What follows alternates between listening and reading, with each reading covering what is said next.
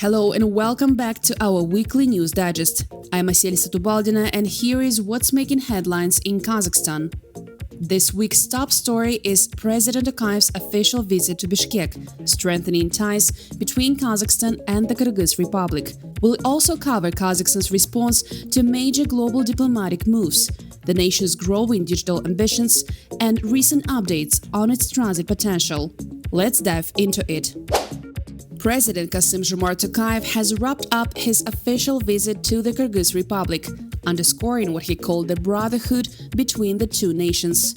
Meeting with President Sadyr Japarov in Bishkek, Tokayev said Kazakhs and Kyrgyz share a common history, traditions and worldview, ties that continue to shape what he described as a strong multifaceted partnership. He pointed to last year's Treaty on Allied Relations and a newly signed comprehensive cooperation plan as key steps to deepen political, economic and cultural ties. Japarov in turn praised Tokayev as an experienced statesman and said Kazakhstan remains Kyrgyzstan's closest neighbor and one of its main trading partners.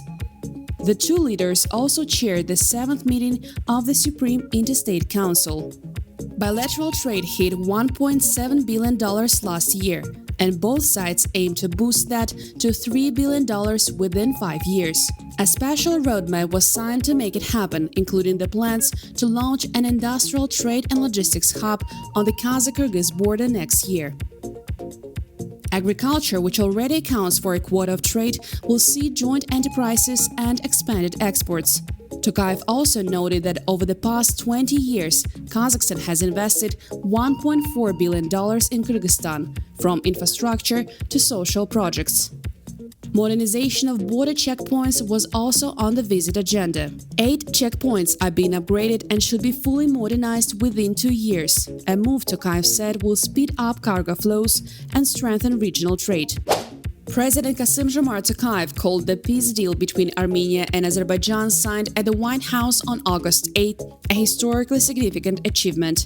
He credited US President Donald Trump's mediation for pushing both sides to show what he described as political will and strategic foresight.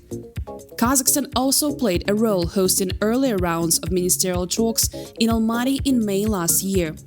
And just a week later, the world's eyes turned to Anchorage, Alaska, where Trump met with Russian President Vladimir Putin. While no agreement was reached after nearly 3 hours of talks, Trump said there was great progress.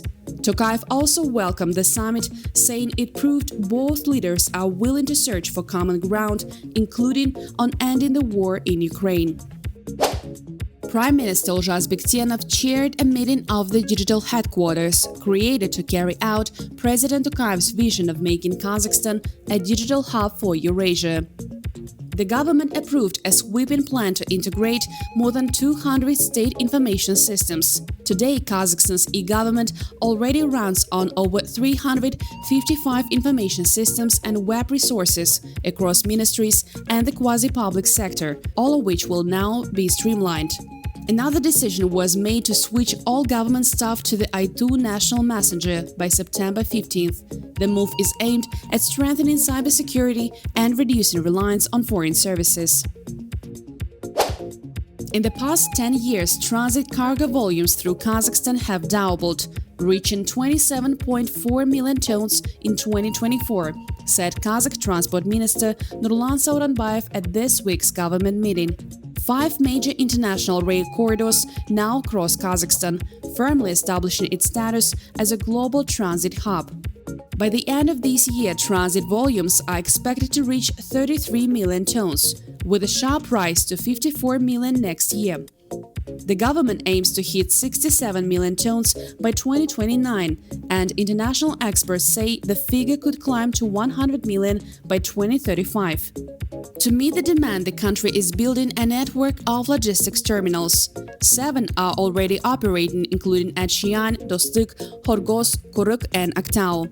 2 more in Selyatina and Svislodge will open soon, with 5 additional sites in development. Kazakhstan is also working to push the Trans-Caspian international transport route even further.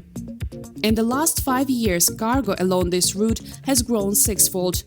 from 800,000 tons in 2020 to 4.5 million tons in 2024. Last year alone, shipments rose by 62%, with container traffic up 2.7 times. In the first half of this year, the corridor carried 2.3 million tons, 7% more than a year earlier. The world will mark the International Day Against Nuclear Tests on August 29th. This UN-designated day was proposed by Kazakhstan and adopted unanimously in 2009 to mark a defining moment, the closure of the Semipalatinsk nuclear test site in 1991. Back then, Kazakhstan gave up the world's fourth largest nuclear arsenal and has since led efforts for nuclear disarmament and non-proliferation. The Astana Times has extensively covered this topic, from policy milestones to survivor voices, building international awareness of Kazakhstan's mission. Most recently, our own editor-in-chief Zhana Shahmetova spoke about how journalism carries this legacy forward. In an interview with Nuclear Abolition, she emphasized the power of storytelling, using exhibitions, survivor testimonies, and education as tools to keep the memory alive and build global solidarity for disarmament. And that's all for this week. Stay with us for more updates. Don't forget to like, share, and subscribe to our channel. Until next time.